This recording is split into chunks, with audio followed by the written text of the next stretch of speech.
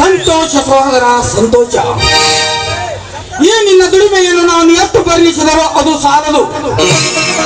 ನೋಡಪ್ಪ ಸಹೋದರ, ಈ ನಮ್ಮ ಸಂಸಾರ ನಡೆಯುವುದು ನೀನು ಸಾಕಿದ ಕುರಿ ಮರಿಯಿಂದ ಹೊರತು. ನಾನೆಷ್ಟೇ ಕಷ್ಟಪಟ್ಟು ಹೊಲವನ್ನು ಮುಚ್ಚಿ ಬಿಟ್ಟಿ ಬೆಳೆದರು 2 ವರ್ಷದಿಂದ ಅತಿ ಹೆಚ್ಚು ಮಳೆಯಾಗಿ ಬೆಳೆಯೆಲ್ಲ ನಾಶವಾಗಿ ಹೋಗಿದೆ. ಈ ಯೋಗಿಯ ಸ್ಥಿತಿ ಹೇಗಾಗಿದೆ ಗೊತ್ತೇನಪ್ಪ?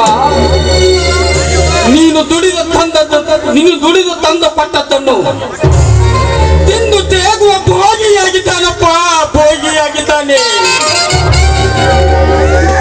ಸೋದರ, ಈ ವರ್ಷ ಮಳೆನೂ ಇಲ್ಲ, ಬೆಳೆನೂ ಇಲ್ಲ. ಅಣ್ಣ, ನಾನಿರುವಾಗ ನಿಮ್ಮ ಕಣ್ಣಲ್ಲಿ ನೀರೇ ಕಣ್ಣ. ಅಣ್ಣ, ನೇಗಿಲ ಯೋಗಿಯಾದ ನೀನು ಎಂದು ಭೋಗಿಯಲ್ಲ, ಎಂದು ಭೋಗಿಯಲ್ಲ. ನೇಗಿಲ ಯೋಗಿ ಉತ್ತಿ ಬಿತ್ತಿ ಬೆಳೆಯದಿದ್ದರೆ ಈ ಜಗತ್ತಿಗೆ ಉಳಿಗಾಲವಿಲ್ಲ ಅಣ್ಣ. ಇದು ನಿನ್ನ ನಿತ್ಯ ಕಾಯಕ ಅಣ್ಣ, ನಿನ್ನ ನಿತ್ಯ ಕಾಯಕ. ಎಂತಹ ಅದ್ಭುತವಾದ ಮಾತುಗಳಪ್ಪ ಈ ನಿನ್ನವು. ನಿನಗೆ ಕಾಯಕದ ಅರ್ಥವೂ ಕೂಡ ಗೊತ್ತಾ ಅಣ್ಣ?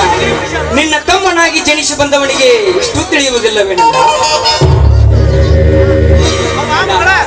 ಕೇಳಿಲ್ಲಿ ಯೋಗಿಯ ಅರ್ಥವನ್ನು. ಅಂಗಹೀನ ಅಂಗ ಅನಾಥರಿಗೆ ತಂದೆಯಾಗಿ,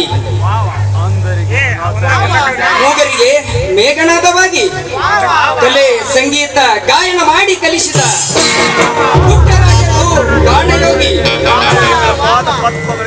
ಲಕ್ಷಾನು ಲಕ್ಷ ಮಕ್ಕಳಿಗೆ ವಿದ್ಯಾಭ್ಯಾಸ ನೀಡಿ ಅನೇಕ ಶಿಕ್ಷಣ ಸಂಸ್ಥೆಯನ್ನು ಕಟ್ಟಿ ವಿವಿಧ ದಾಸೋಹಿಯಾದವರು ಶಿವಯೋಗಿ. ಹಳ್ಳಿ ಹಳ್ಳಿಗೆ ಸಂಚಾರ ಮಾಡಿ ಕೋಟಿ ಜಪ ಯತ್ನ ಮಾಡಿಸುತ್ತಾ ಭಕ್ತರಿಗೆ ದೀಕ್ಷೆ ಕೊಟ್ಟು ಈ ಮಾಂಸಮಯ ದೇಹವನ್ನು ಮಂತ್ರಮಯ ದೇಹವನ್ನಾಗಿ ಮಾಡಿದ ಆ ನನ್ನ ಗುರು ಸಂಚಾನಂದರು ಸಂಚಾರಿ ಯೋಗಿ.